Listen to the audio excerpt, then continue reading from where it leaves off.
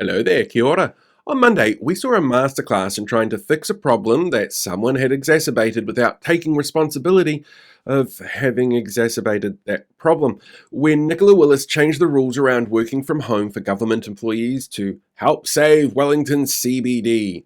And there's lots of complicating factors here at play, like the fact that Wellington isn't the only centre where the CBD is struggling, or that our method for shopping has been evolving over decades, that mountains of research have found that while work from home is preferred by employees and tends to lead to people being more productive, that it's not liked by employers and can sometimes make employees feel like they're missing out on things like promotions or social interaction.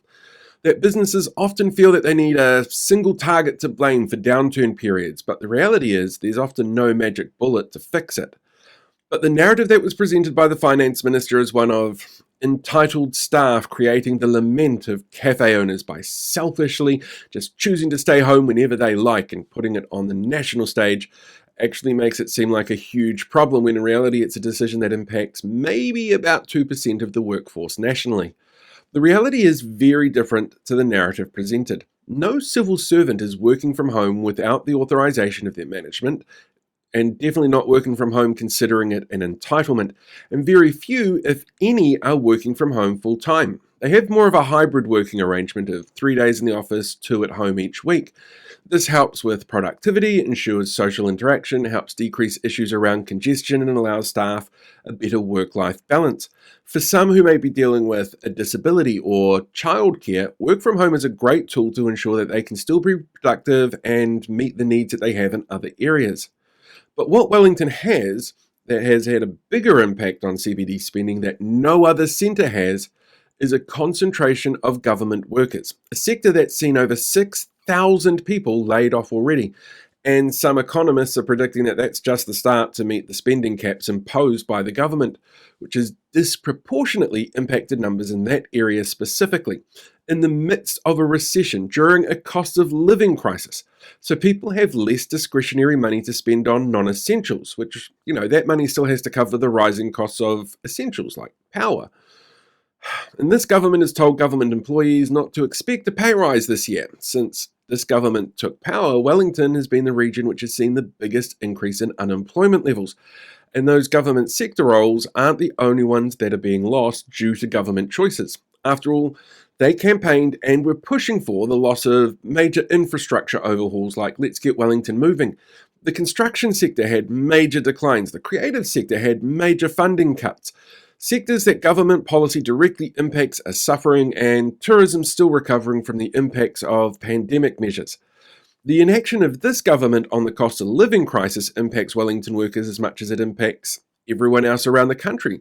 But it's not like there's a regional fuel tax there that the government can remove to say they're fixing the problem, while passing the costs on to local government, which increases rates, which keeps pressure on the cost of living crisis like they did in Auckland. And it's surely a coincidence that right-leaning media personalities that are soft on this government spent the weekend lamenting work from home as an excuse for people to take 4-day weekends. The fact is, there's many businesses out there struggling all over the country, but the factors that are leading to the struggle aren't caused by some workers working from home some of the time. If we look at comparable countries like Australia, the UK, and America, they've managed to grow their economies, even if it's only just growth, and get their inflation relatively under control, facing the same international pressures we have, and arguably from a worse position than this government started from. What the Wellington CBD and business areas all over the country are dealing with are changes to the way we have evolved our lifestyles to deal with changes in technology, communication, transport, and social interaction, and the impacts of the government's decisions to tank the economy, to underfund the machinery that makes our economy and the country work, to pay for their tax cuts.